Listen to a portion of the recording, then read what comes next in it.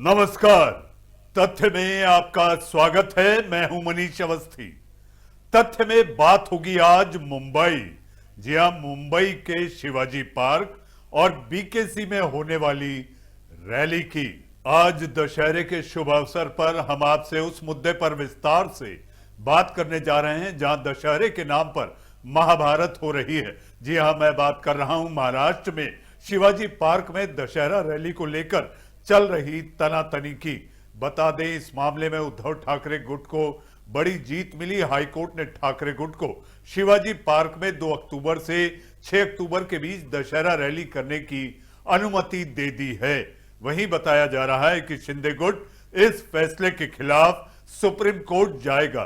दरअसल शिवसेना वर्षों से यहां पर दशहरा रैली का आयोजन करती आई है, लेकिन पिछले 2 वर्षों से कोरोना के कारण यह रैली स्थगित कर दी गई थी। अब स्थिति सुधरने के बाद ठाकरे गुट ने 5 अक्टूबर यानी आज रैली करने का ऐलान किया। हालांकि शिवसेना 2 फाड़ होने के बाद शिंदे गुट भी इस बार रैली का आयोजन कर रहा है, जिसको लेकर दोनों पक्ष आमने सामने हैं। पार्क में रैली को लेकर बीएमसी ने ठाकरे गुट को अनुमति नहीं दी थी, जिसके बाद यह मामला बॉम्बे हाईकोर्ट पहुंचा, जहां सुनवाई करते हुए हाईकोर्ट ने याचिकाकर्ता को 2 से 6 अक्टूबर के बीच रैली करने की आखिरकार अनुमति दे दी, जिसके बाद शिवसेना शिवाजी पार्क में 5 अक्टूबर यानी आज रैली करने जा रही है।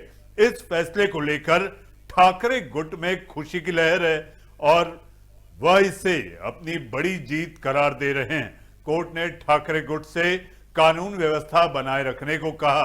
पुलिस रैली के दौरान वीडियो रिकॉर्डिंग की जाएगी। कोर्ट ने कहा है कि अगर रैली में कुछ गलत होता है तो बाद में कार्यक्रम को जारी रखने की अनुमति नहीं दी जाएगी। सवाल है कि आखिर शिवाजी पार्क का महत्व क्या है। तथ्य में आपको बताते हैं। ठाकरे परिवार के लिए आखिर इतना अहम क्यों है, आइए इसके बारे में आपको यह जानना जरूरी है। सन 1966 से हो रही रैली का आयोजन दरअसल उद्धव ठाकरे परिवार का शिवाजी पार्क से राजनीतिक और भावनात्मक जुड़ाव है। साल 1966 में अपने स्थापना के बाद से ही शिवसेना शिवाजी पार्क में दशहरा रैली का आयोजन करती आ रही है। शिवसेना के संस्थापक और दिवंगत बाला साहब ठाकरे ने अनेकों बार यहां से शिवसैनिकों को संबोधित किया है।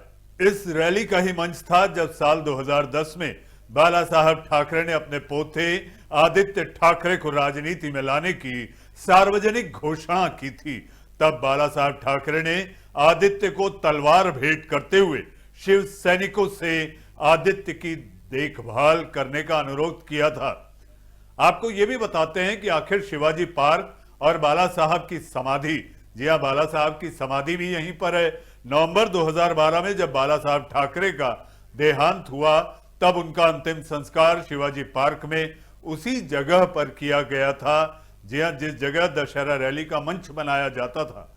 मैदान के पश्चिमी दिशा में बाला साहब ठाकरे का स्मारक भी है। इसी मैदान की पूर्व दिशा में बाला साहब की दिवंगत पत्नी स्वर्गीय मीनाताई ठाकरे की एक प्रतिमा है, जिन्हें शिव सैनिक मां साहेब कहते हैं। साल 2019 में जब महाविकास आघाड़ी की सरकार बनी और उद्धव ठाकरे महाराष्ट्र के मुख्यमंत्री बने तो उनका शपथ ग्रहण समारोह शिवाजी पार्क में ही हुआ था।